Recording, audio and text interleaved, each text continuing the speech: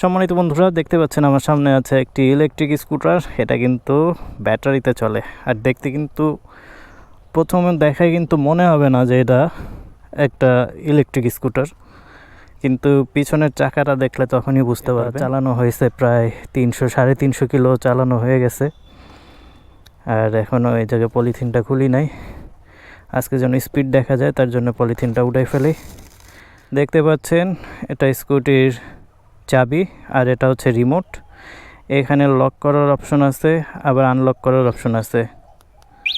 এই যে আনলক হলো, এই যে লক হলো। এটা যখন টাচ করা হয় লক অবস্থায় তখন অনেক শব্দ করে। আনলক করলাম, স্টার্ট করলাম। স্টার্ট করার পরে পার্কিং লেখা আছে। পার্কিং থেকে চালু করার জন্য আমার এই দুই হাতে তো দুইটা ব্রেক, বাম হাতে পিছনে, ডান হাতে সামনের ব্রেক। আর এই ব্রেকের এরকম চাপ দিলেই পার্কিংটা আনলক হয়ে যাবে। তখন আপনারা এখান থেকে পিক আপ দিলেই চলা শুরু করবে। এই যে পিক আপ দিলাম, চলা শুরু করলো।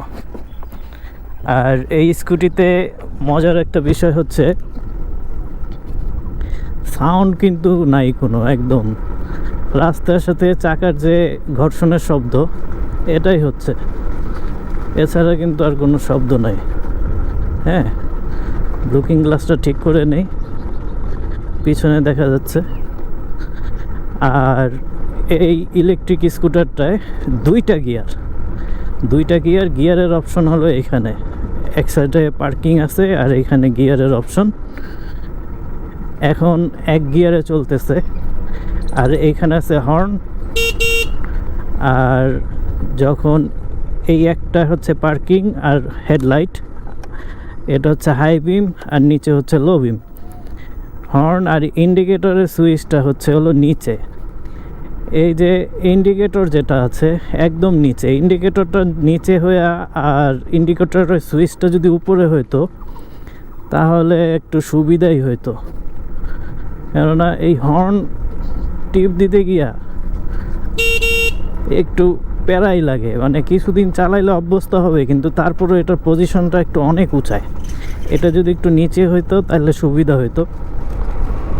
আর লুকিং গ্লাসে কিন্তু বেশ ভালো প্রপার ভিউ দিতেছে, পিছনে ভালো ভিউ দেখা যায় পিছনে।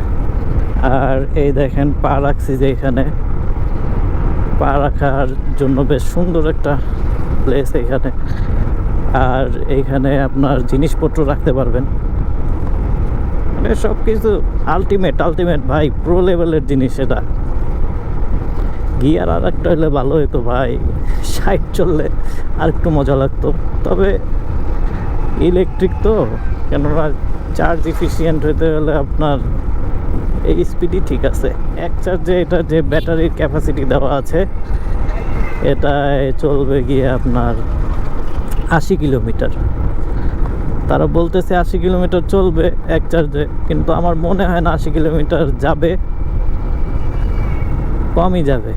যদিও ব্যাটারি আপগ্রেড করলে এটা আরও মনে করেন 100-120 কিলোমিটার চলবে আশা করা যায়। তবে আমরা যেহেতু গ্রামের ভিতরেই চালাচ্ছি, সেই ক্ষেত্রে আপনার এটা 80 কিলোমিটারে বেশি চালানো হয় না।